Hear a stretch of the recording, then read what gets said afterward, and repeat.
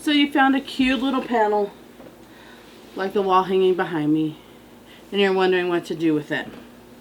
You have decided you wanted to make it into a wall hanging, but other than that, you don't know where to go.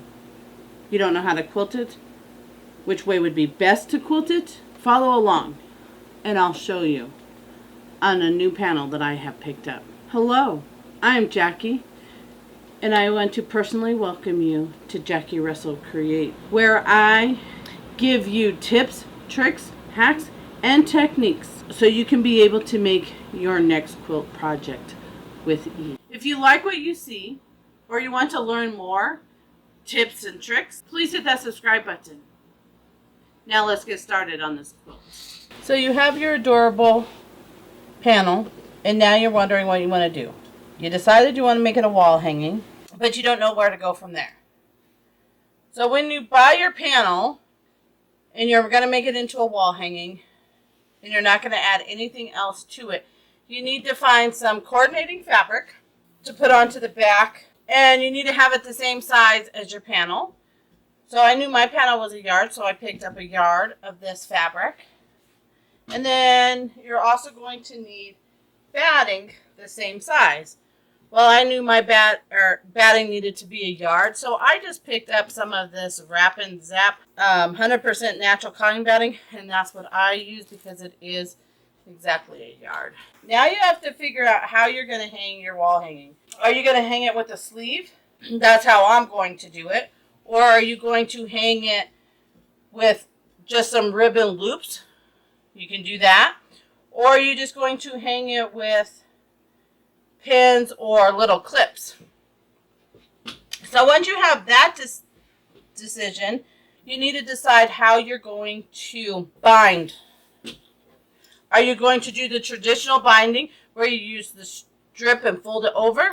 Or do you want to do the no binding, which is the pillow type binding? Or do you want to do the self binding?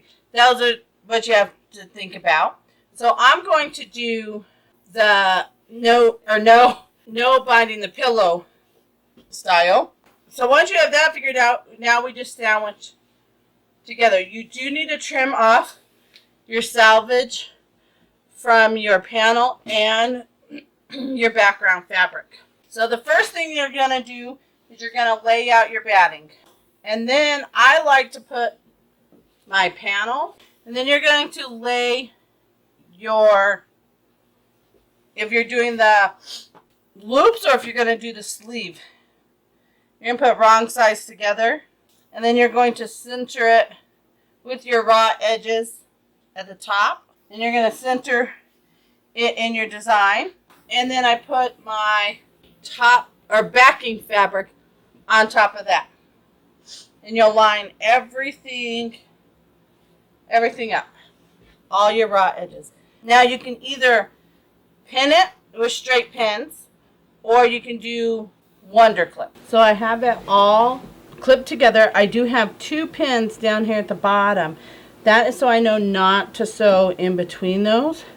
I'll just sew all the way around. I will back stitch here. So let's go to the sewing machine, and we'll stitch all the way around, and then we'll flip it.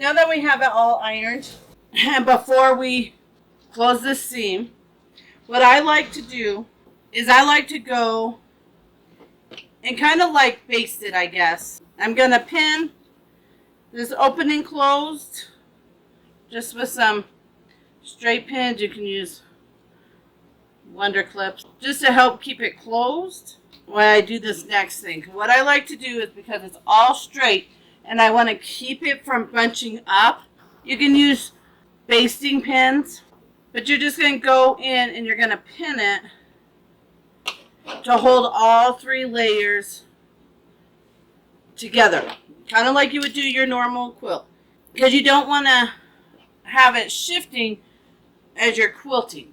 After you have that all basted, what I do is I go around the very, very bottom and I close up this hole where I turned. And what I do is I just do about 1/8 of an inch, as close as I can get to the edge, all the way around my quilt. Then from there, I'll figure out what I want to use my straight foot for, or if I have to put on my walking foot, or my darning foot.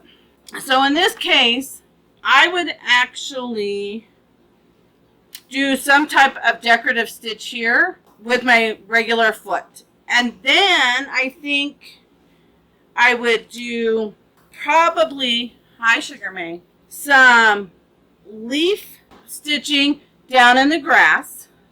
I just have a decorative stitch on my machine. Then I would pull out my darning foot or free motion foot, and I would go around the pumpkins. I would go around the leaves here. I would add this detail on the pumpkins, each of the pumpkins like there. Obviously, I'd go around the truck. I would go around the scarecrow, the baskets, the pumpkins. There are little patchwork here. I would add detail into their pant leg there, the detail in her dress. You can do it as much as you want or as little as you want. You just want to make sure that you get it attached down. If you didn't want to do any of the quilting, like on the pieces around each of the things, you can just do a meander or a straight stitch, diagonal across there. You could do the wavy stitch and go down. That is all up to you. I like to, enhance the pieces that's in the panel. So then, like up here, I would go around the leaves. I would add the detail of the leaves here. I would do some type of stitching in the cornstalk. Not quite for sure what I would use at this moment. I'll see how I feel when I get to that point. I don't want to attach this down with the straight stitch across. When I'm sewing this top stitch here, I'm going to make sure my sleeve is up, but it will get attached down when I start doing the stitching or the border stitching. So you got to make sure you leave enough room so you can attach it down. If you're just doing meander stitching all the way around or different quilting, you want to make sure you keep this up, and then you will hand stitch it down like that. So that is how simple it is to create a wall hanging with a panel. So let's go get quilting.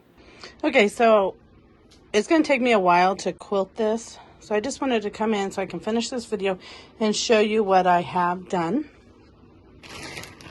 So I have picked out the colors of the different threads that I'm going to use throughout. So I am changing my top thread to match, rather I'm going around the truck. I do have to go and find some thread for her dress and the pumpkin. So everything's going to have its own color. Like the tires and the boots are going to be black. So I did pick out my colors for that.